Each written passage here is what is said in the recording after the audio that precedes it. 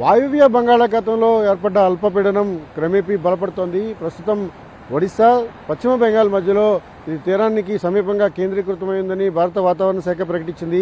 వచ్చే 2 రోజుల్లో అది మరింత బలపడి తీవ్ర అల్పపీడనంగా మారుతుందని అంచనా వేస్తోంది. ఇప్పటికే అల్పపీడన ప్రభావంతో ఉత్తరాంధ్రలో భారీ వర్షాలు కురుస్తున్నాయి.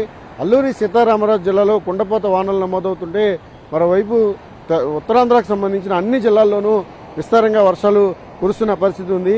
తీరం వెంబడి బలమైన ఈదురుగాలు వీస్తున్నాయి. గంటకు 40 కిలోమీటర్ల వేగంతో ఈదురుగాలు వీస్తుండగా తీరమంతా కూడా పూర్తి అలజడిగా మారింది. విశాఖలో సాగర తీరం ఘోషిస్తోంది. పెద్ద ఎత్తున అలలు ఎగిసి పడుతున్నాయి. అల్పపీడన ప్రభావంతో సముద్రం అంతా రఫ్గా మారిపోయింది. ఇప్పటికే తీరం వెంబడి ఆ దృశ్యాలను కూడా చూస్తున్నాం. బలమైన ఈదురుగాలుల కారణంగా తీరమంతా కూడా కోతకు గురవుతున్న పరిస్థితి ఉంది. అలల తాకిడికి ఆర్కే బీచ్ నుంచి వైఎంసీఏ మధ్యలో ఉండే తీర ప్రాంతం పూర్తిగా కొట్టుకొని పోతోంది. అలల ఉధృతి మరింత పెరిగే అవకాశం ఉంది.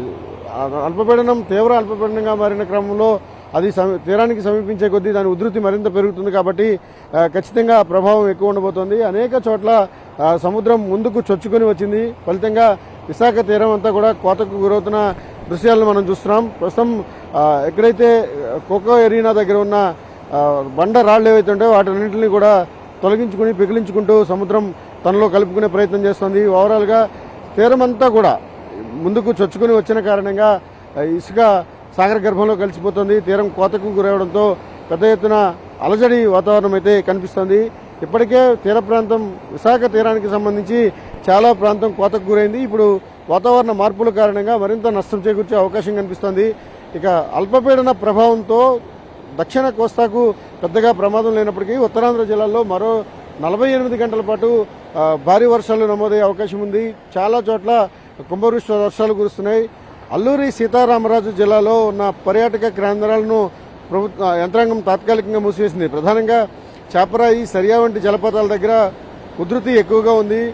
కొండవాగులన్నీ కూడా ఉప్పొంగి ప్రవహిస్తున్న కారణంగా ఆ ప్రాంతంలో వెళ్లే పర్యాటకులు ఎవరైతే ఉంటారో పర్యాటకులందరినీ కూడా పూర్తిగా అప్రమత్తంగా ఉండమని సూచనలు జారీ అయ్యాయి. ఇక తీరం అలజడిగా మారిన కారణంగా మత్స్యకారులపైన కూడా వేటకు వెళ్లే మత్స్యకారులు కూడా జాగ్రత్తగా ఉండమని హెచ్చరికలు అయితే ఉన్నాయి.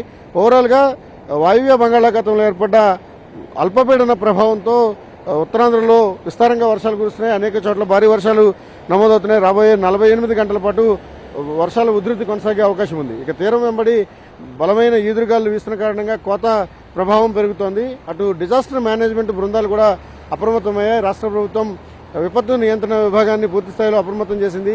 ఉత్తరాంధ్రలో భారీ వర్షాలు నమోదైతే ఎదుర్కోవడానికి సహాయ చర్యలకు కూడా సంసిద్ధంగా ఉన్నట్టు హోంశాఖ ప్రకటించింది. ఓవరాల్గా మరో 48 గంటల పాటు భారీ వర్షాలు అయితే కొనసాగబోతున్నాయి.